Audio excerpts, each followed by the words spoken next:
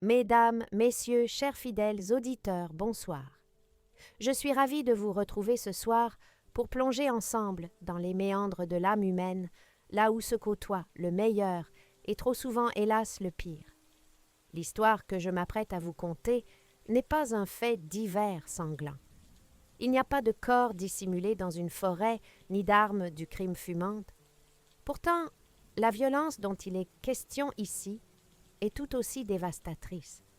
C'est une violence feutrée silencieuse qui se cache derrière les murs de pierre de taille des quartiers huppés, derrière les sourires de façade et les convenances bourgeoises. C'est l'histoire d'une exploitation moderne, d'un esclavage qui ne dit pas son nom, et qui est d'autant plus terrible qu'il est infligé par ceux qui devraient nous protéger nos propres enfants. Imaginez une seconde. Vous avez travaillé toute votre vie. Vous avez courbé l'échine, vous avez servi avec dignité. L'heure de la retraite a sonné. Vous pensez avoir gagné le droit au repos, à la contemplation, à la douceur. Et soudain, le piège se referme. Non pas tendu par des inconnus, mais par votre propre sang.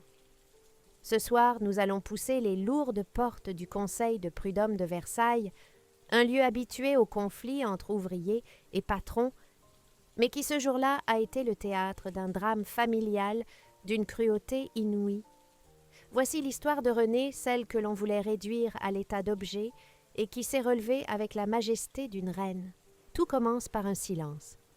Un silence lourd, pesant, presque religieux, qui règne ce mardi matin dans la salle d'audience de la section Activités diverses du Conseil de prud'homme. Dehors, le ciel des Yvelines est bas et gris, une bruine glaciale nettoie les trottoirs. À l'intérieur, les néons grésillent légèrement. D'un côté de la barre, un couple, Lucas et Chloé. La trentaine triomphante, vêtue avec cette élégance décontractée et coûteuse des cadres supérieurs. Lui est directeur marketing, elle gère une agence de communication. Ils sont beaux, ils sentent le parfum de luxe, mais leurs visages sont tordus par une anxiété qu'ils peinent à dissimuler.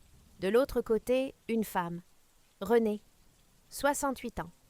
Elle se tient droite comme un nid, ses cheveux blancs tirés en un chignon impeccable, ses mains croisées sur ses genoux, ne trahissant aucune émotion. Elle porte un tailleur simple, un peu démodé, mais d'une propreté immaculée. Elle ne regarde pas son fils. Elle regarde le président du tribunal. L'atmosphère est électrique. Habituellement, dans ces enceintes, on réclame des indemnités de licenciement, des rappels de salaire pour des heures supplémentaires non payées dans des usines ou des bureaux. Mais ici, l'affaire est singulière. L'avocat de René, un homme jeune au regard vif et déterminé, se lève. Il ajuste sa robe noire et lance d'une voix qui claque comme un coup de fouet dans le silence de la salle « Monsieur le Président, Mesdames et Messieurs les conseillers, que les choses soient claires. Ma cliente, Madame Renée, ici présente, ne sollicite aucune pension alimentaire. Elle ne demande pas l'aumône à son fils au titre de l'obligation alimentaire du Code civil. Non. Ce que nous réclamons aujourd'hui, c'est le paiement de 5 années de labeur. Nous réclamons un rappel de salaire sur la base d'un temps plein, le paiement de 4 200 heures supplémentaires et des dommages et intérêts pour licenciement abusif et travail dissimulé. La somme totale s'élève à 180 000 €. Un murmure parcourt l'assistance. Le visage de Chloé, la belle-fille, perd instantanément ses couleurs pour devenir d'une pâleur de cire. Lucas, le fils, s'effondre légèrement sur sa chaise, comme si le poids de la honte venait enfin de l'atteindre. 180 000 €. Le prix d'une mère. Non. Le prix d'une employée de maison, exploitée jusqu'à la moelle. Comment en est-on arrivé là? Comment l'amour maternel a-t-il pu se transformer en un litige financier aussi froid et brutal? Pour le comprendre, il nous faut remonter 5 ans en arrière, au moment où le piège doré a été tendu. Renée n'était pas une femme ordinaire. Durant 40 ans, elle avait été gouvernante pour une grande famille d'industriels dans le 16e arrondissement de Paris. Elle ne faisait pas simplement le ménage. Elle tenait une maison. Elle connaissait l'art de dresser une table à la française, le secret pour détacher la soie sans l'abîmer la manière de polir l'argenterie jusqu'à ce qu'elle reflète l'âme de ceux qui la regardent. C'était une professionnelle fière de son métier, respectée par ses anciens employeurs qui la traitaient avec déférence. Lorsqu'elle a pris sa retraite, Renée s'est sentie inutile. Le silence de son petit appartement de banlieue l'oppressait. Elle, qui avait vécu dans le bruit joyeux des grandes réceptions, se retrouvait seule face à son téléviseur. C'est alors que Lucas est venu la voir. Lucas, son fils unique, sa fierté. Il avait réussi, lui. Il avait épousé Chloé, une femme ambitieuse, et il venait d'acquérir une magnifique demeure à Versailles. Une villa des années 1930, avec jardin gris en fer forgé, et disait-il beaucoup trop de place pour nous deux. « Maman », lui avait-il dit avec ce sourire charmeur qu'il avait hérité de son père, « pourquoi rester seul ici? Viens vivre avec nous. Il y a une dépendance au rez-de-chaussée. Tu seras chez toi, mais avec nous. On sera une vraie famille. Et puis, Chloé attend un enfant. Tu pourras voir grandir ton petit-fils. » Le cœur de Renée a fondu. La perspective de bercer un nouveau-né, de retrouver la chaleur d'un foyer, était trop belle. Elle a vendu ses quelques meubles, rendu les clés de son appartement, et elle a emménagé à Versailles. Elle pensait arriver au paradis. Elle entrait en enfer. Les premiers mois furent idylliques, ou du moins ils en avaient l'apparence. La dépendance était une jolie chambre avec salle de bain, donnant sur le jardin. On l'invitait à la table du dîner le dimanche. Mais insidieusement, pernicieusement, la mécanique s'est mise en place. Au début, ce furent de petites phrases anodines. « Oh Renée, puisque vous êtes là, pourriez-vous juste réceptionner le colis ce matin? »« Maman, la femme de ménage est malade. Tu peux passer un petit coup d'aspirateur dans le salon avant que les invités n'arrivent. » Renée acceptait avec le sourire. « C'est normal, pensait-elle. C'est l'entraide familiale. On participe. » Elle était heureuse de se rendre utile. Mais Renée avait un défaut, ou plutôt une qualité professionnelle déformée par les années. Elle aimait l'ordre et la précision. Et Chloé, sa belle-fille, l'a très vite compris. Chloé était de ces femmes modernes, obsédées par l'image, par la perfection de surface, mais qui détestaient se salir les mains. Elle a vu en Renée non pas une grand-mère, mais une opportunité. Une aubaine économique extraordinaire du personnel de maison hautement qualifié, disponible 24 heures sur 24 et surtout gratuit. Le glissement s'est opéré en douceur comme un poison lent. La femme de ménage officielle a été licenciée. À quoi bon payer quelqu'un d'extérieur alors que tu es là et que tu fais ça tellement mieux, Renée, lui a dit Chloé un matin, en lui tendant nonchalamment le panier de linge sale. Ce n'était plus une demande, c'était un constat. Petit à petit, les déjeuners en famille ont disparu. Renée ne mangeait plus avec eux. Elle servait le repas, puis mangeait dans la cuisine pour ne pas déranger les conversations professionnelles de Lucas et Chloé. Au bout d'un an, le masque famille était totalement tombé. Renée était devenue la bonne. Le réveil sonnait à 6 heures. Préparation du petit déjeuner, repassage des chemises de Lucas qui exigeait un pli parfait, nettoyage des sols, courses au marché à pied pour économiser l'essence cuisine, garde de l'enfant. Chloé ne demandait plus, elle ordonnait. Elle laissait des post-it sur le frigo, puis, technologie oblige, elle envoyait des SMS. Des dizaines de SMS par jour. « Renée, n'oublie pas le pressing. »« Renée, le dîner doit être prêt à 19h30 précise. Nous avons des clients importants. »« Renée, tu as mal fait les vitres du salon. Il reste des traces, recommence. » Vous entendez, chers auditeurs? Le tutoiement faussement affectueux qui cache l'impératif catégorique. Lucas lui fuyait. Il rentrait tard, embrassait sa mère distraitement et montait se coucher. Il voyait sa mère s'épuiser, maigrir, mais il préférait ne rien dire pour ne pas affronter les colères de sa femme. La lâcheté est souvent le plus grand complice de la tyrannie. Renée travaillait en moyenne 12 à 14 heures par jour, sans week-end, sans vacances. Quand le couple partait aux Seychelles ou à Courchevel, Renée restait pour garder la maison et le chien. Elle n'avait plus un centime à elle, puisque logée et nourrie. Elle était prisonnière. mais une prisonnière lucide. Car Renée, souvenez-vous, était une professionnelle. Elle avait gardé une habitude de sa vie d'avant, une habitude qui allait s'avérer fatale pour ses geôliers, le cahier de liaison. Dans sa petite chambre, chaque soir épuisée, les articulations douloureuses, Renée prenait un petit carnet à spirale caché sous son matelas. Et elle notait tout, absolument tout. Lundi 12 mars, lever 6h01, nettoyage argenterie 2h, repassage 1h30, course. Préparation dîner pour 6 personnes. Menu canard à l'orange, mardi 13 mars. Chloé, mécontente du dépoussiérage. M'a demandé de refaire la bibliothèque. 3 heures d'escabeau. Douleur lombaire. Elle ne notait pas ses émotions. Elle notait les faits, les horaires, les tâches. Comme un capitaine de navire tient son journal de bord au milieu de la tempête. L'escalade vers l'abjection a atteint son sommet lors du 3e hiver.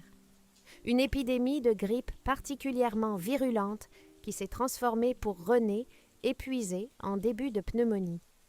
Elle brûlait de fièvre, elle toussait à s'en déchirer la poitrine.